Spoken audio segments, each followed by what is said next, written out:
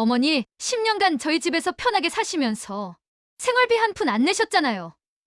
월세만 따져도 그게 얼만지 아세요? 그 입 닥치지 못해? 내가 그동안 이 집에서 노동한 대가를 최소한으로 계산해도 한 달에 200만 원씩 10년이면 4억 8천만 원이야. 이 돈까지 전부 줄 거 아니면 빨리 내 돈 내놔! 육아와 살림을 핑계로 저를 서울로 불러들인 아들 며느리. 시골에 집을 팔아 물신양면으로 도와줬더니 아이들이 다 컸다고 저를 내쫓으려 하길래 시원하게 복수해줬습니다. 사연 시작하기 전에 구독해 주시면 더 재미있는 이야기로 보답하겠습니다. 오늘도 30분 순삭 이야기 시작합니다. 시골집 마당에서 고추를 따던 어느 날 아들에게서 전화가 왔습니다. 쌍둥이를 가졌다는 소식과 함께 저를 서울로 불렀습니다. 어머니, 서울로 올라오시면 안 될까요? 저희랑 같이 사시면서 아이들 좀 봐주세요. 남의 손에 맡기자니 영 불안해서요. 맞벌이 부부라 손주를 봐줄 사람이 필요하다고 했습니다. 며느리는 평수를 넓혀 이사가니 어머니 방도 있다며 큰 집으로 모시겠다고 약속했습니다. 65의 저에게 저를 필요로 한다는 말만큼 큰 기쁨이 있을까요? 그날 밤 3년 전이 떠올랐습니다. 아들 결혼할 때 돈이 부족하다는 말에 가지고 있던 돈. 8천만 원과 대출받은 돈 2천만 원을 털어 신혼집 마련을 도왔습니다. 자식이 행복하게 잘 산다면 하나도 아까울 게 없었습니다. 아들과 며느리가 눈물로 절하며 평생 효도하겠다던 모습. 이제 저를 모시고 살면서 효도를 하겠구나 싶어 괜시리 눈물이 났습니다. 손주를 돌보는 게 쉬운 일이 아니라는 걸 알고 있었지만 오랜 시간 혼자 산 저에게는 사람 냄새나는 집이 너무도 그리웠습니다. 2주 후 서울에 도착했습니다. 30평대 작은 마당이 있는 단독주택은 시골집보다 훨씬 좋아 보였습니다. 하지만 제게 주어진 방은 현관 옆 작은 방이었습니다. 창문도 작고 잡동사니가 쌓여 있었으며 옷장에서는 곰팡이 냄새가 났습니다. 며느리는 금방 치우겠다고 말했지만 저는 그저 괜찮다고 했습니다. 작아도 내 방이 있으니 손주들을 볼 수 있으니 이 정도는 참을 수 있다고 스스로를 달랬습니다. 그날 밤 옆방에서 며느리와 아들의 대화가 들렸습니다.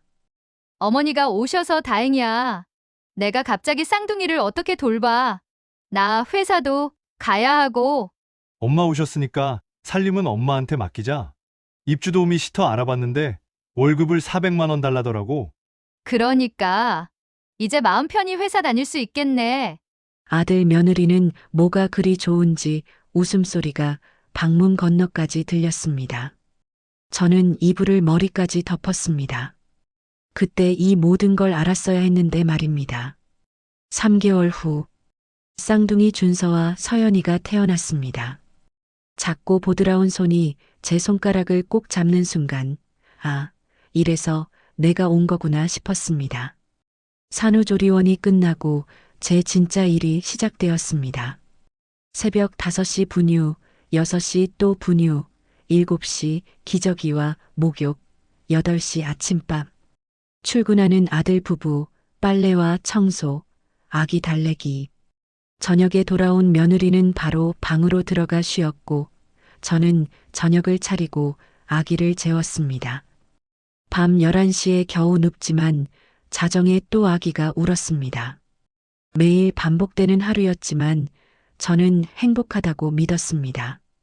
준서가 처음 웃었을 때, 서연이가 처음 뒤집기를 했을 때, 며느리와 아들은 회사 때문에 못 봤지만 저는 다 봤습니다. 작은 방에 누워 생각했습니다. 며느리는 나를 정말 고마워하는 걸까? 하지만 이내 고개를 저었습니다.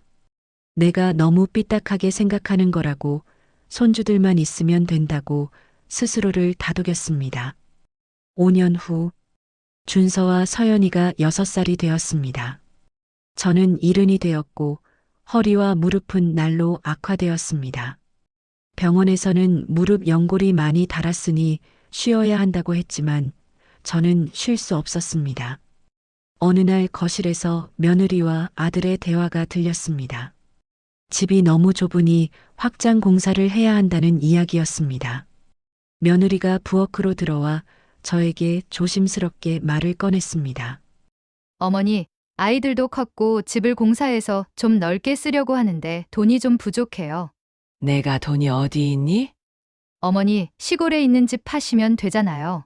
어차피 우리랑 사실 건데 정리해서 좀 주시면 안 돼요? 가슴이 철렁했습니다. 시골집, 남편과 함께 살던 집, 제가 태어나고 자란 집, 30년 넘게 지켜온 마지막 남은 제 것. 며느리는 어머니도 여기 사시니 시골집 비워두는 것보다 낫지 않냐며 어머니 방도 크게 만들어드리겠다고 약속했습니다. 민수도 다가와 간절하게 말했습니다. 정말 어렵다고, 어머니만 믿을 수 있다고. 저는 고개를 끄덕일 수밖에 없었습니다. 2주 후 시골로 내려가 집을 팔았습니다. 평생을 함께한 집, 마당에 감나무, 장독대, 우물까지 하나하나가 추억이었습니다. 5천만 원을 받는 순간 눈물이 났습니다.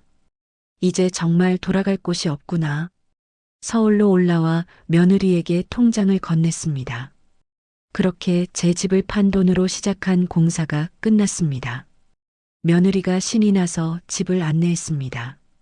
준서 방은 넓고 밝았고 서연이 방은 분홍색으로 예쁘게 꾸며져 있었습니다. 부부방에는 드레스룸까지 만들어졌습니다. 모든 방이 넓고 환해졌습니다. 그런데 제 방은 여전히 현관 옆 작은 방 그대로였습니다. 며느리는 확장할 수 있는 구조가 아니라고 했습니다. 그래도 집이 전체적으로 쾌적해지지 않았냐며 환히 웃었습니다. 5천만 원. 제 마지막 재산. 제 평생의 집. 그 모든 것이 아들 가족의 넓은 방으로 바뀌었고 저는 여전히 작고 습한 방에 있었습니다. 그날 밤 작은 방에 누워 천장을 바라봤습니다. 어머니 방도 크게 만들어 드릴게요. 그 말은 거짓말이었을까? 아니면 처음부터 저를 속일 생각이었을까? 하지만 저는 여전히 스스로를 다독였습니다. 그래도 손주들 방이 넓어졌으니 아이들이 좋아하니까 그걸로 됐다고. 그렇게 또 몇 년이 흘렀습니다. 손주들이 초등학교 입학을 앞두고 있었습니다. 무릎이 아파 병원에 갔더니 의사는 쉬어야 한다고 했지만 저는 쉴 수 없었습니다.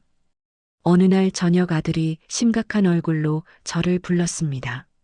사업을 시작하려는데 자금이 부족하다며 제 시골 땅을 팔아달라고 했습니다. 마지막 남은 것이었습니다. 남편이 평생 농사지었던 그 작은 땅. 며느리는 눈물까지 보이며 가족 미래가 달렸다고 성공하면 10배로 갚겠다고 했습니다. 민수는 무릎까지 꿇었습니다. 저는 결국 고개를 끄덕였습니다. 땅을 팔아 마련한 3천만 원. 민수에게 돈을 건네며 빌려주는 거니 꼭 갚으라고 말했습니다. 민수는 당연하다며 2년 안에 이자 붙여서 꼭 갚겠다는 문자를 보냈습니다. 며느리도 은혜를 절대 안 잊겠다며 성공하면 여행도 가자고 했습니다. 약속한 2년이 지났지만 그 약속은 지켜지지 않았습니다. 아들은 사업이 아직 안정이 안 됐다며 기다려달라고 했습니다. 1년이 더 지나도 2년이 더 지나도 돈은 돌아오지 않았습니다. 어느 날 저는 조심스럽게 물었습니다. 돈은 언제 갚을 거냐고. 며느리가 끼어들었습니다. 어머니, 지금 저희가 여유가 안 돼요. 그리고 그거 그냥 애들 아빠 주신 거 아니었어요? 자식한테 빌려준 돈 다 갚으라는 부모가 어디 있어요? 저는 휴대폰을 꺼내 아들이 꼭 갚겠다고 한 문자를 보여줬지만 며느리는 그건 형식적으로 쓴 거라며 진짜 받으려고 하는 저를 이상한 눈으로 쳐다보고 있었습니다. 며느리는 덧붙였습니다. 10년간 저희 집에서 편하게 사시면서 생활비 한 푼 안 내셨잖아요. 월세만 따져도 그게 얼만지 아세요? 기가 막혔습니다. 제 목소리가 커졌습니다. 내가 10년간 손주 키우고 청소하고 밥하고 빨래한 게 공짜로 먹고 산 거니? 며느리가 입을 다물었습니다. 그날 밤 저는 변호사 사무실 전화번호를 검색했습니다. 돈 이야기를 꺼낸 후 집안 분위기가 싸늘해졌습니다. 며느리는 저를 노골적으로 피했고 아들도 눈을 마주치지 않았습니다. 어느 날 저녁 부엌에서 설거지를 하는데 거실에서 며느리와 아들의 대화가 들렸습니다. 어머니가 언제까지 우리 집에 계실 거냐는 며느리의 목소리, 시골로 돌아가시면 안 되냐는 말, 매일 눈치 보이고 집에서도 편히 못 쉬겠다는 말. 제 손에서 접시가 떨어질 뻔했습니다. 저는 거실로 나가 물었습니다. 너 지금 나보고 시골로 돌아가라고 한 거냐? 이제 애들 키우는데 손이 덜 필요하니 필요 없다는 말이 하고 싶은 거야? 아니, 그게 아니라 어머니도 힘드시니까 이제 시골에 가서 편히 사시는 게 좋을 것 같아서요.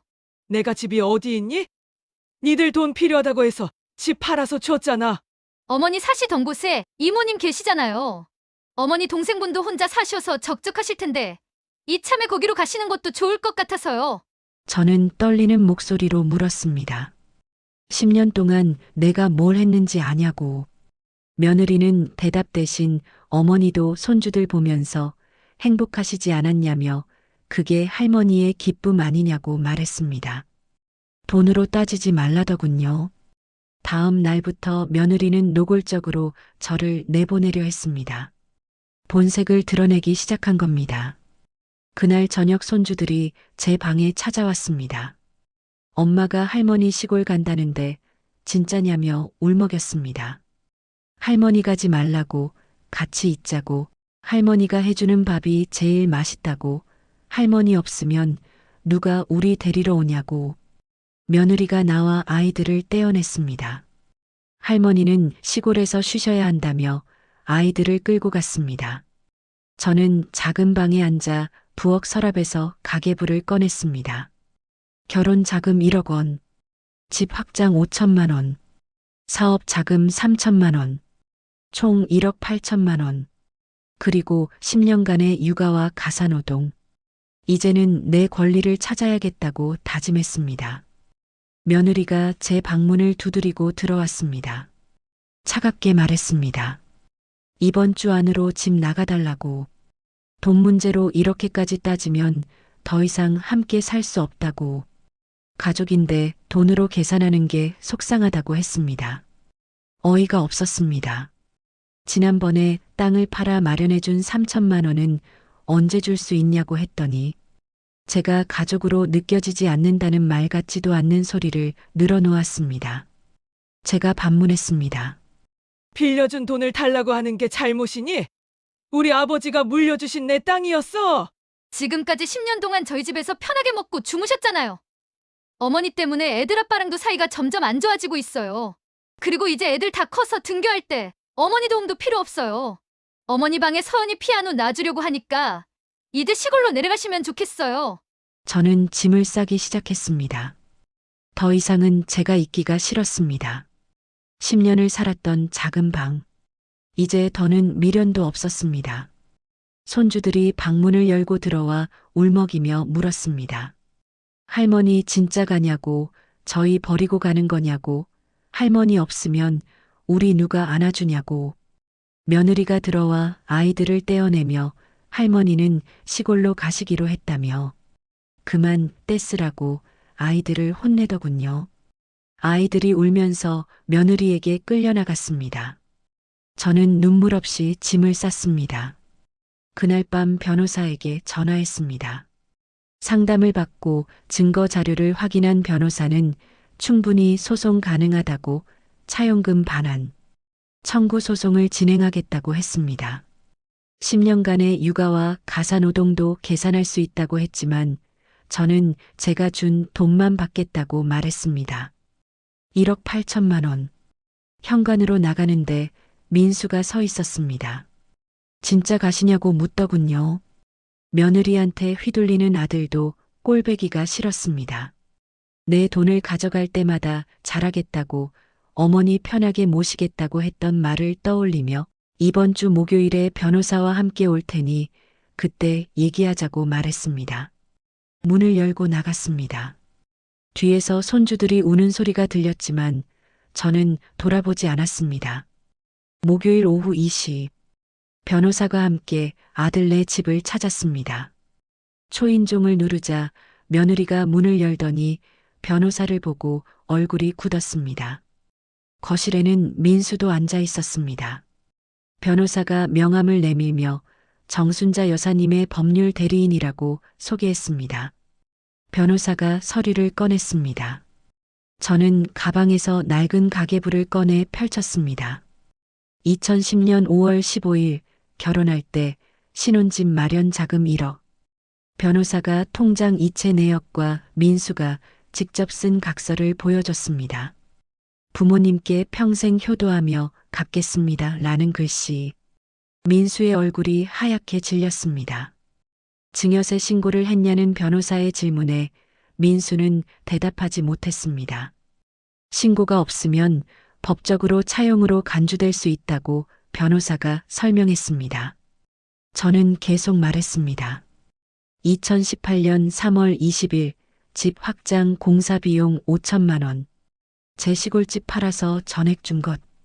변호사가 며느리가 보낸 카카오톡을 보여줬습니다. 어머니 방도 크게 만들어 드릴게요. 하지만 실제로는 제 방은 확장되지 않았고 이는 사기에 해당할 수 있다고 변호사가 말했습니다. 며느리가 당황하며 구조상 어쩔 수 없었다고 변명했습니다. 마지막으로 2023년 6월 10일 사업 자금 3천만 원. 민수가 보낸 2년 후 꼭 갚겠습니다는 문자. 현재 2년이 지났으나 원금도 이자도 없다고 변호사가 지적했습니다. 저는 두 사람을 똑바로 바라봤습니다. 총 1억 8천만 원. 당장 갚으라고 말했습니다. 며느리가 10년간 저희 집에서 사셨다고 말을 꺼내려 하자 저는 그 입 탁 쳐라. 내가 그동안 이 집에서 노동한 대가가 최소한으로 계산해도 한 달에 200만 원씩 10년이면 4억 8천만 원이야. 이 돈까지 전부 줄 거 아니면 1억 8천만 원 빨리 준비해놔. 변호사랑 같이 가서 설명하니 찍소리도 못하고 당황해하는 아들, 며느리를 보니 속이 시원했습니다. 민수가 지금 당장은 돈이 없다고 말했습니다. 그럼 법적으로 하자고 변호사가 서류를 내밀었습니다. 차용금 반환 청구 소송과 사기죄 고소장. 뭐, 사기죄요? 2주 안에 변제하지 않으면 법원에 제출하겠다고 변호사가 말했습니다.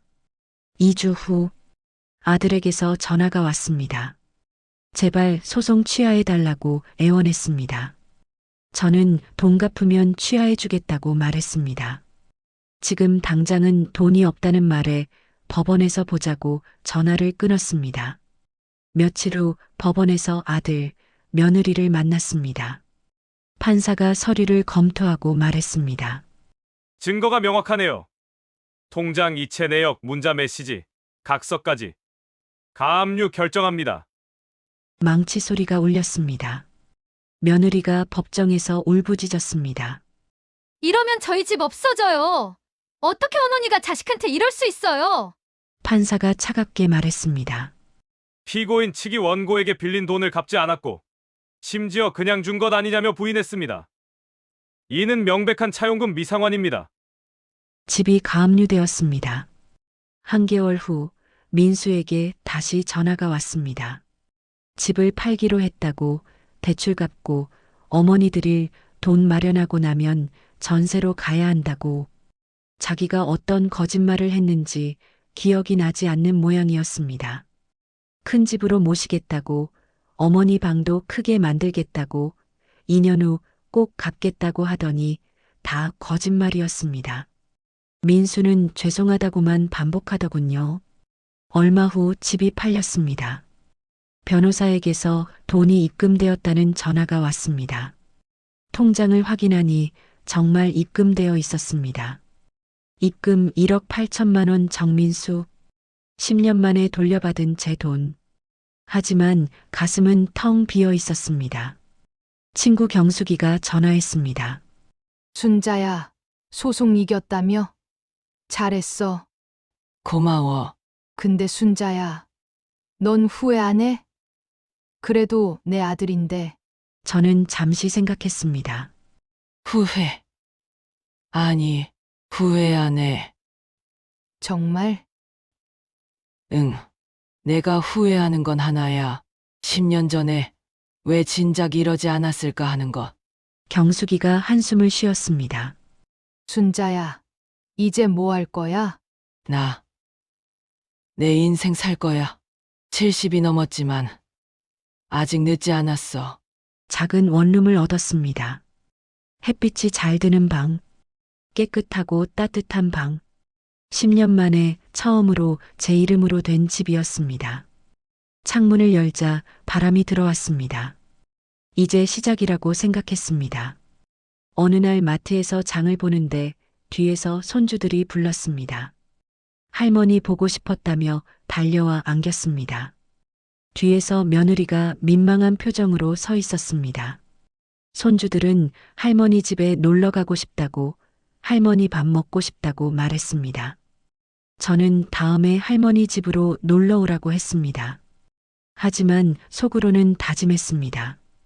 다시는 이용당하지 않겠다고. 6개월 후 명절이 되었습니다. 초인종이 울렸습니다. 민수가 손주들과 함께 서 있었습니다. 며느리는 보이지 않았습니다. 민수가 어색하게 말했습니다. 어머니 혼자 사시기엔 괜찮네요. 그래. 편해. 어색한 침묵이 흘렀습니다. 준서가 말했습니다. 할머니, 저희 이제 작은 집에 살아요. 방도 좁고. 그래. 할머니가 들었어. 서연이가 조용히 말했습니다. 할머니, 엄마가 해주는 밥 맛없어요. 할머니 밥 먹고 싶어요. 가슴이 아팠습니다. 할머니가 해줄게. 잠깐만 기다려. 저는 부엌으로 가서 김치찌개를 끓였습니다. 손주들이 좋아하던 음식, 식탁에 둘러앉아 밥을 먹으며 아이들이 행복해했습니다. 민수가 조심스럽게 말했습니다. 어머니 정말 죄송했습니다. 제가 너무 모자라서 그랬어요. 저는 대답하지 않았습니다. 미란이랑도 많이 싸웠어요. 결국 헤어지기로 했어요. 뭐? 미란이가 이혼하자고 했어요. 자식 내쫓는 엄마가 어디 있냐며 이런 코딱지만한 집에서 자기는 못 산다고 집을 나간다고 하더라고요. 시어머니를 내쫓자던 며느리가 이혼을 선택했다니. 애들은 제가 키우기로 했어요. 미란이는 양육권을 포기했어요. 준서가 울먹이며 말했습니다. 할머니, 우리 엄마 없어요. 할머니가 우리 엄마 해주세요. 서연이도 울었습니다. 할머니, 우리 다시 같이 살아요. 저는 두 아이를 안아줬습니다. 미안하구나. 할머니가 너희를 이렇게 만들었네. 민수가 고개를 숙였습니다. 아니에요. 어머니 제 잘못이에요. 제가 어머니를 잘 모셨어야 했는데 민수가 눈물을 흘렸습니다. 저는 내가 진심으로 반성한다는 걸 안다고, 하지만 나는 더 이상 희생하지 않을 거라고 말했습니다. 아들과 손주들이 돌아갔습니다. 다음 주에 또 오겠다는 손주들에게 기다리겠다고 말했습니다. 문을 닫고 창가에 앉았습니다. 밖에는 노을이 지고 있었습니다. 휴대폰을 열었습니다. 동네 노인정에서 내일 게이트볼 하러 오라는 내용의 문자였습니다. 저는 웃으며 가겠다고 답장했습니다. 거울을 봤습니다. 75세 제 얼굴. 주름이 깊게 패여 있었습니다. 하지만 눈빛은 달랐습니다. 이제 저는 누군가를 위해 사는 사람이 아니었습니다. 저는 저를 위해 사는 사람이었습니다. 차를 한 잔 끓여 마셨습니다. 창밖으로 별이 보였습니다. 평화로웠습니다. 1년 후, 준서와 서연이는 매주 주말 제 집에 놀러 왔습니다. 민수는 혼자 아이들을 키우며 비로소 육아가 얼마나 힘든지 깨달았습니다.